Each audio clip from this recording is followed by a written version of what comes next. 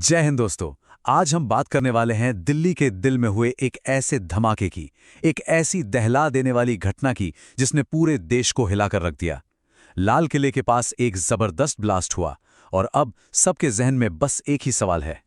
ये शब्द जो सीधे घटना स्थल से आए हैं, ये हमें बताते हैं कि वो मंजर कितना खौफनाक था। ये सिर्फ एक धमाका नहीं था, ये एक इंसानी त्रासदी थी।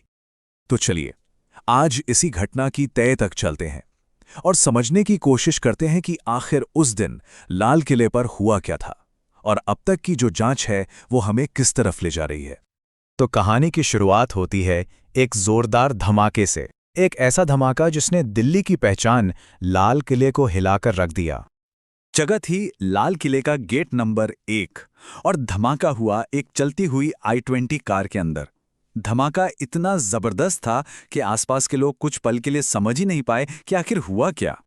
अब आप इस धमाके की ताकत का अंदाजा बस इसी बात से लगाइए कि कार के परखच्चे और इंसानी शरीर के टुकड़े करीब 300 मीटर दूर तक जाकर गिरे। इतनी जबरदस्त ताकत ने मौके पर ही ये सवाल खड़ा कर दिया कि क्या ये वाकई कोई मामूली हादसा था। एक चश्मदीद ने तो यहां तक बताया कि धमाके का असर जमीन के नीचे चल रही मेट्रो ट्रेन तक महसूस किया गया।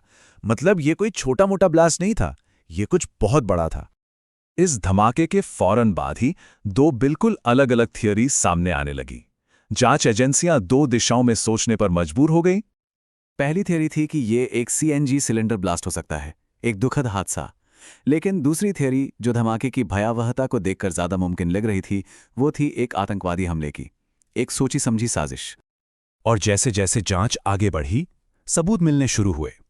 शक की सुई तेजी से आतंक वाले एंगल की तरफ घूमने लगी। तो देखिए, जांच शुरू हुई कार के मालिक से। पता चला कि I-20 सलमान नाम के एक शख्स के नाम पर रजिस्टर्ड है।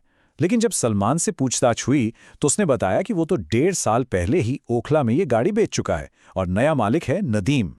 और बस यहीं से कहानी में एक बहुत बड़ा मोड़ आता है। ये जो नया मालिक था नदीम, वो फरीदाबाद में तो रह रहा था, लेकिन वो मूल रूप से पुलवामा का रहने वाला था।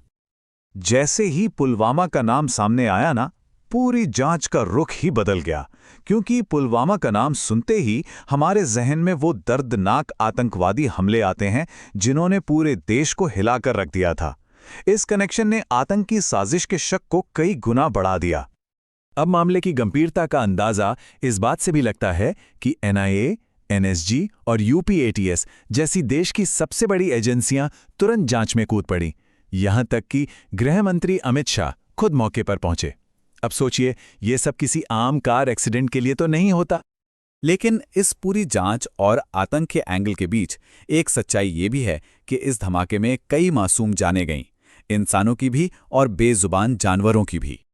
जो आंकड़े सामने आए वो दिल दहला देने वाले थे। इस धमाके में 10 लोगों की मौत हो गई और साथ ही उस इलाके में रहने वाले 9 कुत्तों ने भी अपनी जान गंवा दी। मौके पर पहुंचे कुछ एनिमल वेलफेयर एक्टिविस्ट के ये शब्द इस त्रासदी के एक ऐसे पहलू को दिखाते हैं जिसकी बात अक्सर नहीं होती। लेकिन दुख की इस घड़ी में भी घटनास्थल पर एक और ही मंजर देखने को मिला। लोगों के बीच एक तीखी बहस छिड़ गई। एक तरफ कुछ लोग गुस्से में थे। उनका कहना था कि यहां 10 इंसानों की मौत हुई है और आप लोग जानवरों की बात कर रहे हैं। उनकी नज़र में इंसानी जान की कीमत ज्यादा थी। तो वहीं दूसरी तरफ जो लोग जानवरों के लिए आए थे, उन्होंने बहस का रुख ही मोड़ दिया। उनका कहना था कि अगर सरकार ने अपनी जिम्मेदारी ठीक से निभाई होती तो आज ये नौबत ही नहीं आती।